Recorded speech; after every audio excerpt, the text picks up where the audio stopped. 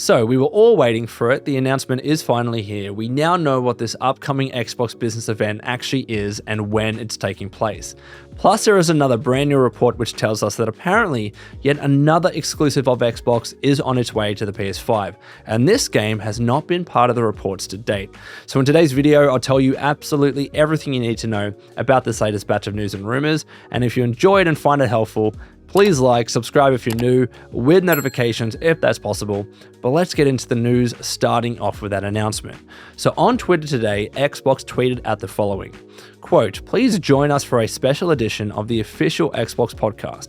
Hear from Phil Spencer, Sarah Bond, and Matt Booty as they share updates on the Xbox business."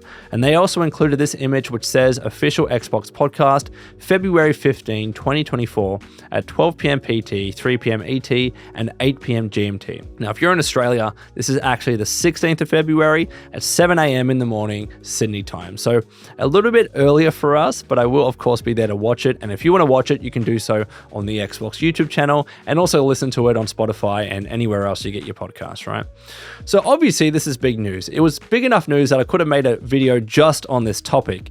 And I will talk about what I thought about it being a podcast and everything else. However, Tom Warren at The Verge is at it again. You might have heard of that name. He's come up a couple of times when it comes to all of these rumors.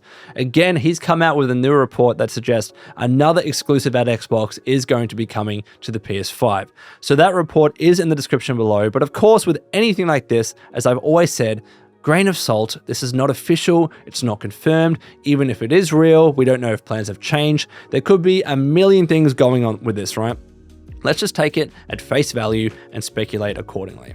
So his article is titled "Microsoft Prepares to Take Xbox Everywhere." And that is the big tagline that everyone's jumping on when it comes to this stuff, right? That apparently Xbox is planning to go everywhere.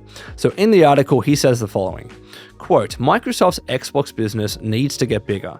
The company's Xbox Series S and X sales still lag behind Sony's PlayStation 5, and Microsoft Gaming CEO Phil Spencer has previously admitted its Xbox Game Pass subscriptions were slowing down too. He admitted that in 2022, a dry year for Xbox games after Microsoft's big exclusive Bethesda game Starfield was delayed. An Xbox Game Pass slowdown might be why I'm hearing that a number of Xbox exclusives are coming to consoles with which Microsoft usually competes. Sources familiar with Microsoft's plans tell The Verge that the company is getting ready to launch a select number of Xbox games on PS5 and Nintendo Switch. Weeks of rumors suggest that Hi-Fi Rush, Sea of Thieves, and even Bethesda titles like Starfield and Indiana Jones could appear on non-Xbox platforms. The first two games that are set to appear on rival consoles are Hi-Fi Rush and Pentiment, which is the new game I was mentioning, according to sources. Microsoft is also currently planning to launch Sea of Thieves on non-Xbox platforms later this year, with other first-party titles also under consideration. Launching Xbox games on PlayStation or Nintendo Switch is a seismic shift in strategy and not one that Microsoft will have taken lightly. It will give Microsoft more reach for its first-party games and an opportunity to generate more gaming revenue, but it also comes with plenty of risks. So let's talk about all of this, right? The podcast, this new report, everything in between.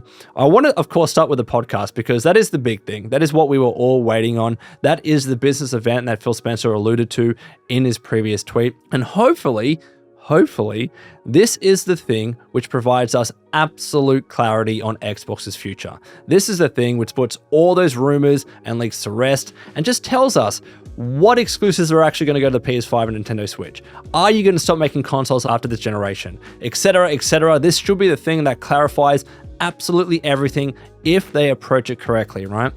However, the biggest talking point after this announcement was that people were surprised that this was going to be a podcast and not something else. And admittedly, even though I don't hate that this is a podcast, I was surprised that it was announced as part of the official Xbox podcast, because if you think about it, going back to Phil Spencer's original announcement, he said it was going to be a business event, right? And my head just first went to it being like a live show or something more formal, some sort of presentation, more akin to like a direct or a game showcase, obviously on a smaller scale, but something more like that. Not a podcast. That was definitely not on my radar. So it might be a little strange if you think about Phil Spencer's original announcement, right? The fact that he called it a business event and then they announced a podcast. Yeah, those are very hard to reconcile.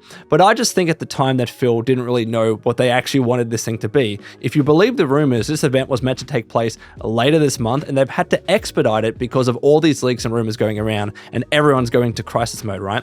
So maybe plans had to change because they had to do it so quickly that a podcast is just a little bit easier. Or maybe they just hadn't figured it out when Phil Spencer announced it, right? And they just decided they wanted it to be a podcast as opposed to a live show.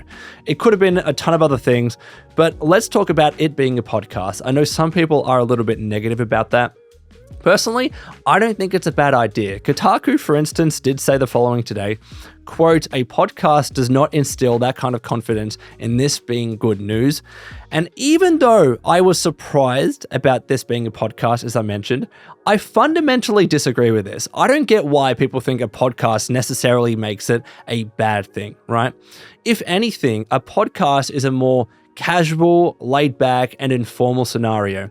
And hopefully that means we get something that's less scripted and something that's a bit more kind of open and honest and transparent. I want to see some really nice back and forth between Phil and Sarah Bond and Matt Booty about the situation, for them to kind of clarify exactly what's been going on, what their plans are, and in a bit more of an informal, environment and format like I mentioned. If we got a big presentation, some sort of showcase or whatever it might be, as you all know, those things are scripted to the nth degree and everything is combed over by PR and legal and everything, right? And I'm not suggesting that this thing isn't scripted and that they don't have a good idea of what they're going to be talking about.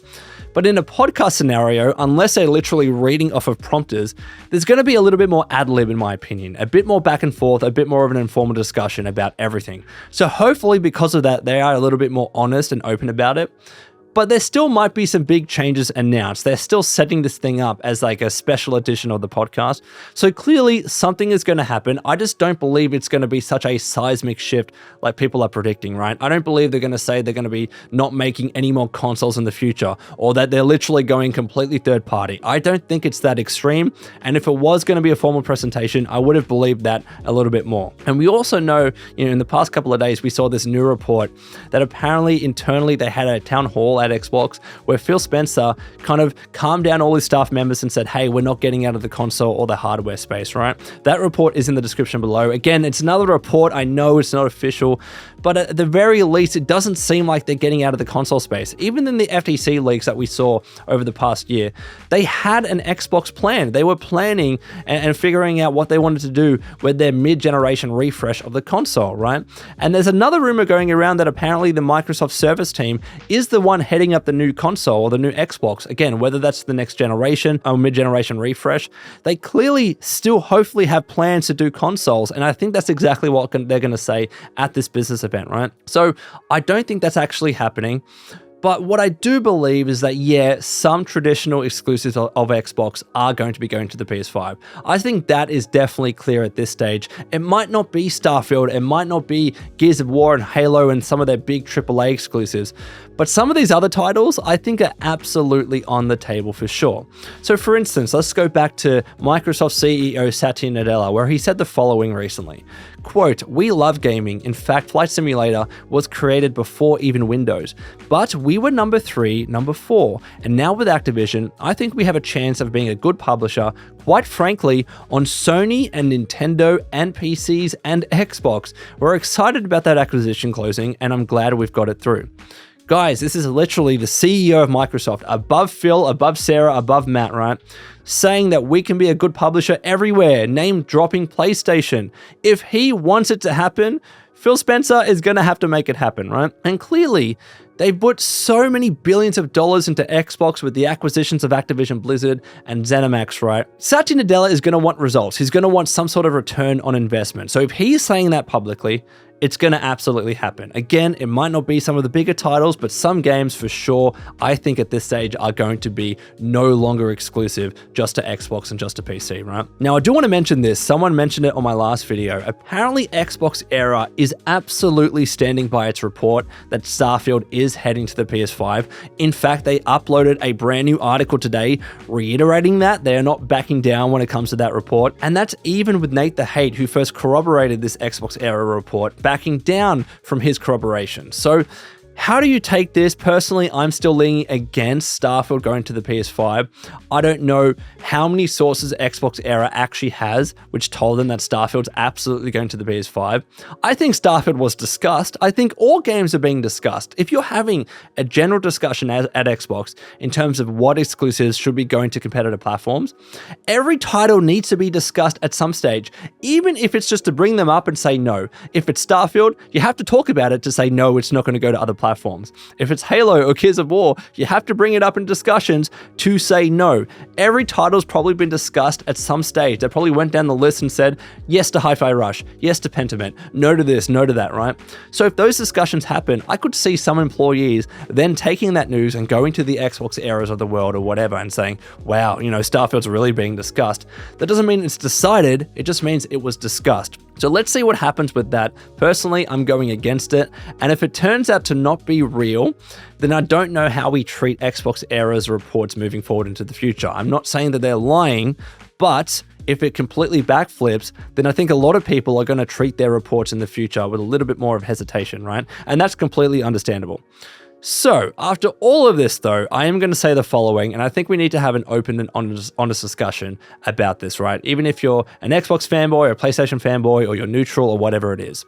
I think what is clear right now is that things do need to change at Xbox. I'm not suggesting at all that Xbox is suddenly this struggling business and they don't know how to make ends meet and they're struggling to return a profit. Of course not. They're doing really well as a company. Just recently in Q2 2024, they saw their gaming revenues increase by 49%. And that's of course largely in part thanks to their latest acquisition of Activision Blizzard. But they're still performing, they're still profitable. But the issue is, now that those acquisitions have closed and they've spent literally upwards of $75 to $80 billion on them, there is clearly pressure for them to perform, right? Microsoft's not just giving Xbox this money to be like, now go do what you want, have fun. No, they're going to want a return. They absolutely are going to want further growth, further sales, further revenue. That is absolutely to be expected. And that's why I believe the status quo does need to change. Even if we just look at Game Pass, right? Game Pass was meant to be their big thing in the future. They were saying by 2030, Game Pass needed to hit 100 million users and subscriptions. A huge number. That was going to be such a large part of their revenue moving forward. They really went all in when it came to that kind of subscription model. But it's clear that subscriptions for Game Pass have slowed down a little bit. The last official number that we got in May 2022 was 25 million subscriptions. And though they haven't updated that number yet, if you believe some analysts, it's at about 33 million to date. They're so far away from that 100 million number, and I don't believe they're going to get to that 100 million number. Honestly, probably ever. I think they've really tried with exclusives and everything else to sell Game Pass to get it to more people, but I think it's reaching that stagnation point where they now need to look to other areas to increase revenue. And to do that, yeah, it might be bringing exclusives onto other platforms. Yeah, it might be investing more into mobile. That's why they acquired Activision Blizzard, right? Because they have King as part of that. They needed to be more in the mobile space to get more revenue. I think Game Pass and console sales and everything will always be part of their business model, but I think they did reach that kind of stagnation point versus PlayStation. They weren't selling enough Xboxes to PlayStation. They were being outsold almost at a ratio of 2 to 1, right? Again, with Game Pass, they reached that point where, yeah, we're probably not going to be reaching 100 million users by the year 2030, if ever. So what else can we do? These are the other things that are on the table. This is why I think things are going to be changing at Xbox. So what they need to do at this upcoming business event is just communicate clearly. What are your plans? What are you intending to do with the business? When it comes to exclusives, what games are going to go to PS5 and Nintendo Switch? How are you going to determine that moving forward into the future? How will we know as consumers what games are going to be exclusive or not? Can you adopt certain branding that says this is only for Xbox and something else that is maybe first to Xbox or is going to be a timed exclusive? How are you going to communicate that moving forward? Because that clarity is needed if you want anybody to keep investing in your ecosystem, right? A lot of people are scared by the past week or so, but all this news that, Xbox is no longer going to have any exclusives. So I understand why they're worried. I understand why, maybe not necessarily why they're selling their Xboxes, but maybe why when it comes time for the next console generation, why they might not buy an Xbox, because eventually on PS5, they're going to get all your games anyways, right? So you need to be clear. People can't be guessing, but let me know what you think in the comments below about all of this, Way Sanders. I'd love to hear your thoughts. And until next time, this has been Lone. Please take care of yourselves, and would you kindly keep fighting the good fight.